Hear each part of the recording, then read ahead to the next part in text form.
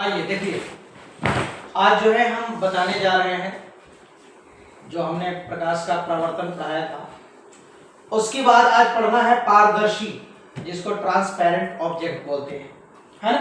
पारदर्शी वस्तु, transparent object किसको बोलते हैं उसके बारे में जानना है, ठीक है। वैसा वस्तु जिससे होकर प्रकाश आर पार हो जाए उसे हम पारदर्शी वस्तु कहते हैं, यानी ट्रांसपेरेंट ऑब्जेक्ट बोलते हैं।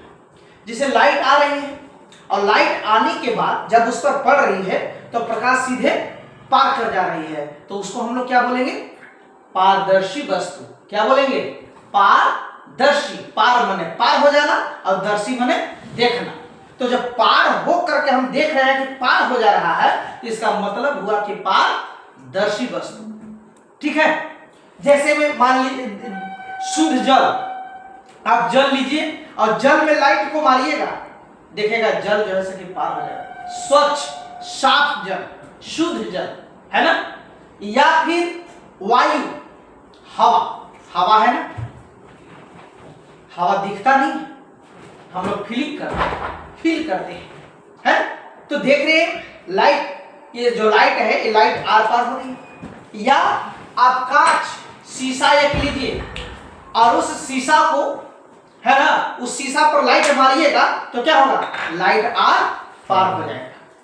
तो जब लाइट आर पार हो रहा है, प्रकाश आर पार हो रहा है, इसका मतलब हुआ कि वो पारदर्शी वस्तु है, अर्थात ट्रांसपेरेंट ऑब्जेक्ट है।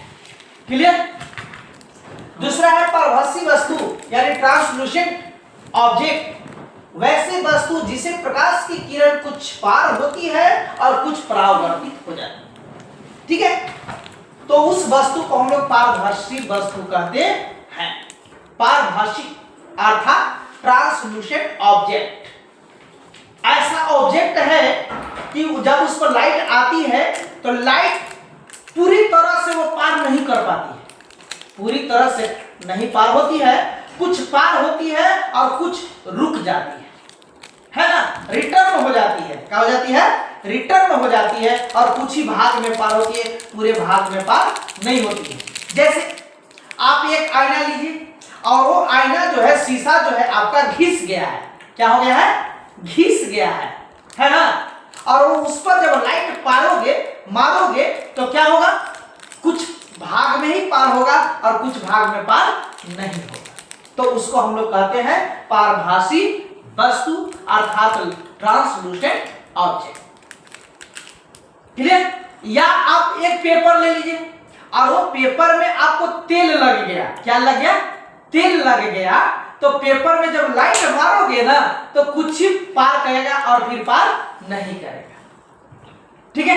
या फिर कोहरा जानते हो, ठंडा के मौसम जब आता है कोहरा गिरता है, जिसको धुंध भी कहते हैं हम लोग। तो धुंध में देखता होगा कि सनलाइट जब आती है तो कुछ सनलाइट आती है और कुछ सनलाइट नहीं आती है। या फिर आप बाइक चलाएंगे तो कोहरा में जब मारिएगा तो कुछ दूर पार करेगा और कुछ दूर पार नहीं करेगा। अर्थात पूरी तरह से कंप्लीट प्रकाश जब नहीं पार करता है, कुछ ही पार करता है, तो उसको हम लोग कहते हैं पारभासी ऑब्जेक्ट अर्थात ट्रांसलूसेंट ऑब्जेक्ट। क्लियर? अब आ गया अपारदर्शी। अपारदर्शी मतलब वो पार नहीं कर पाएगा, बिल्कुल पार नहीं कर पाएगा, थोड़ा भी नहीं पार कर पाएगा, है ना। वैसे ऑब्जेक्ट, वैसे वस्तु जिसे प्रकाश की किरण आर पार नहीं होती है, अर्थात सभी प्रकाश की किरणें परावर्तित हो जाती है, अर्थात लौट जाती है, तो उसे हम लोग कहते हैं अपारदर्शी वस्तु अर्थात ओपेक ऑब्जेक्ट बोलते हैं, ठीक है। जैसे आप एक लकड़ी ले लीजिए और उस लकड़ी के लट्ठे पर जब आप लाइट मारिएगा तो क्या होगा? लाइट पार नहीं करेगी, सभी लाइट क्या होगा? रिटर्न हो जाएगी। क्या हो जाएगी? रिटर्न अर्थात परावर्तित हो जाएगी, ठीक है। या फिर आप किताब ले लीजिए, आप अपने किताब पर लाइट मारिए, क्या लाइट पार कर जाएगा? लाइट नहीं पार करेगी। तो जब किताब पर लाइट मारेंगे और लाइट नहीं पार करेगी तो आपसे कोई पूछ दिया कि बताओ किताब कौन सा वस्तु है, तो उसको हम बताएंगे कि सर अपारदर्शी वस्तु है। क्यों? आखिर रीजन क्या है अपारदर्शी वस्तु है? इसका रीजन यह है कि किताब से होकर लाइट आर पार नहीं हो रही है, किरण नहीं जा रही है, वो रिटर्न कर जा रही है, इसलिए उसको हम लोग बोलेंगे क्या? अपारदर्शी वस्तु। अब आगे टेबल ले लीजिए, लकड़ी ले लीजिए, ये सारा अपारदर्शी वस्तु है क्योंकि इनसे लाइट पार नहीं हो पा रही। क्लियर? समझ में आया? चलिए क्लियर।